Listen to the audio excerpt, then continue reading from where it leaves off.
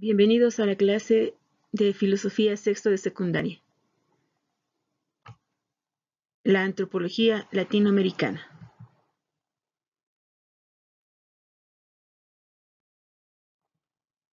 Vamos a comenzar con la devocional. Y el mismo Dios de paz os santifique por completo, y todo vuestro ser espiritual, alma y cuerpo sea guardado irreprensible para la venida de nuestro Señor Jesucristo. Tesalonicenses 5:23. Antropología latinoamericana.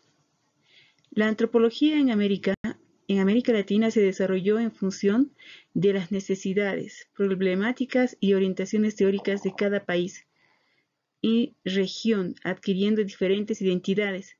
Estas identidades nacionales, peruanas, mexicanas, brasileñas, bolivianas, etc. El establecimiento de la antropología como disciplina científica se produce en la articulación de dos procesos emergentes. Uno es la expansión a escala mundial de una sola civilización, proceso en el que se conjugan capitalismo e industrialismo, nacionalismo y misión cristiana, además de la expansión demográfica de la raza blanca y el militarismo regional. Por otro lado, estuvo la búsqueda de mercados y de materias primas y el afán por conocer y entender la totalidad de la realidad empírica global. El otro es la hegemonización de un único tipo de conocimiento caracterizado por una determinada organización social de sus practicantes y ciertas formas establecidas por las comunidades de estos últimos, para validar enunciados sobre la realidad, como se sabe, esta nueva forma de conocimiento llamada ciencia. No solo se propuso a todas las formas de conocimiento previamente hegemónicas, tales como teología y filosofía, sino que puso en entredicho a todas las demás. Es así que surgió paulatinamente la antropología como un campo de conocimiento propio dentro del conjunto de las ciencias sociales.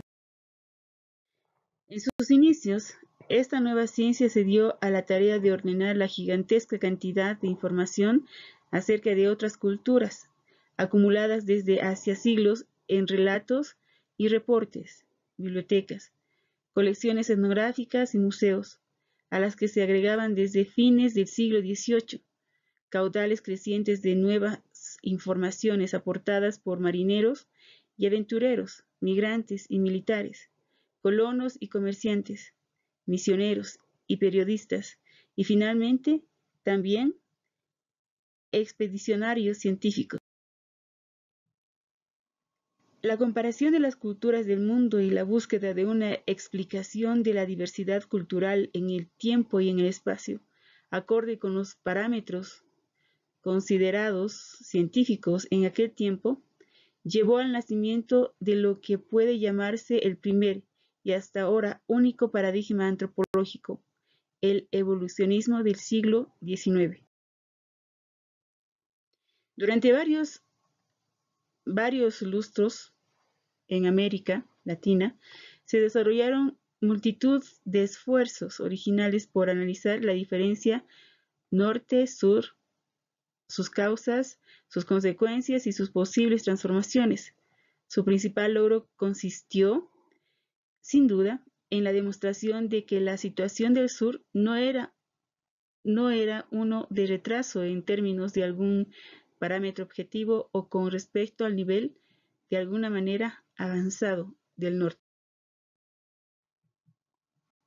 sino que el carácter sociocultural del sur respondía en alto grado a la presión que el norte había ejercido desde hacía tiempo sobre el sur, y que, complementariamente, el estado de cosas logradas por el norte se debía, en buena medida, a la explotación secular del sur.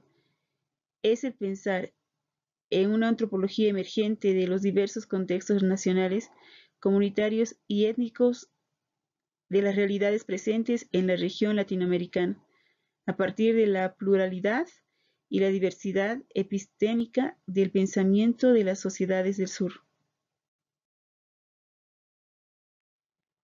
Sus principales referentes: Roger Bartra, Teresa Rojas Rabiela, Jürgen Ritter y Javier Albó.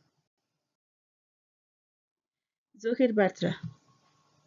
Sus investigaciones sobre el agro mexicano generaron una importante teoría explicativa sobre la evolución de la sociedad rural mexicana que provocó innumerables debates e inspiró nuevas formas de interpretar la realidad campesina. Propuso una explicación original para entender la sobrevivencia del campesinado en el seno de una peculiar estructura rural capitalista. También desarrolló una teoría política sobre los procesos de legitimación que ayudó a entender el ocaso del socialismo y el ascenso del terrorismo en el mundo, así como la influencia de las formas postdemocráticas de mediación. El núcleo de su tesis radica en el uso del concepto de mediación como una estructura compleja que explica la estabilidad, la cohesión y la legitimidad de los sistemas políticos en los países industrializados del siglo XX. Posiblemente la más brillante aportación de Roger Bartra lo constituyen sus amplias investigaciones históricas sobre los mitos de lo salvaje, contrapunto indispensable para entender lo civilizado.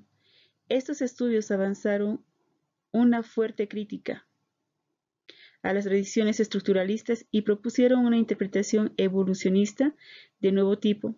Con estos estudios se ubica a un nivel muy elevado de elaboración teórica y de interpretación sociohistórica y avanza en una superación crítica de las teorías estructuralistas, tanto del signo marxista como funcionalista. Teresa Rojas Rabiela. Para Rojas, el contexto social y la interacción con el medio ambiente fueron esenciales en la construcción de las prácticas productivas de los pueblos mesoamericanos. Jürgen Ritter, antropólogo y conocedor de los pueblos indígenas de las tierras bajas bolivianas. Fue cofundador de Apoyo para el Campesino Indígena del Oriente Boliviano, APCOP, institución que dirigió durante casi 40 años. Realizó importantes aportes al trabajo etnográfico en la Amazonía boliviana, desarrollando estudios de parentesco, análisis y recuperación de mitos de origen. Por otro lado, describió a las culturas indígenas del Beni, transportando a las nuevas generaciones de antropólogos a un pasado, ahora perdido. Javier Albó ha escrito mucho sobre la cosmovisión de los pueblos indígenas, sus costumbres y valores, su espiritualidad, pero también ha avanzado propuestas que respeten y recuperen formas originales de organización y que contemplen la composición de varias nacionalidades dentro del Estado boliviano. Sin duda, también hay un componente afectivo. Con el oprimido relacionado con su origen catalán, tuvo la sensibilidad por su propia historia, de conocer a los pueblos indígenas y las lenguas oprimidas. Su compromiso de lucha por los derechos y la democracia podrían haberse originado en su vivencia de la dictadura franquista y la persecución de la lengua catalana. Actividades. Realizamos las siguientes actividades. Realiza las actividades en las páginas 75 a la 77.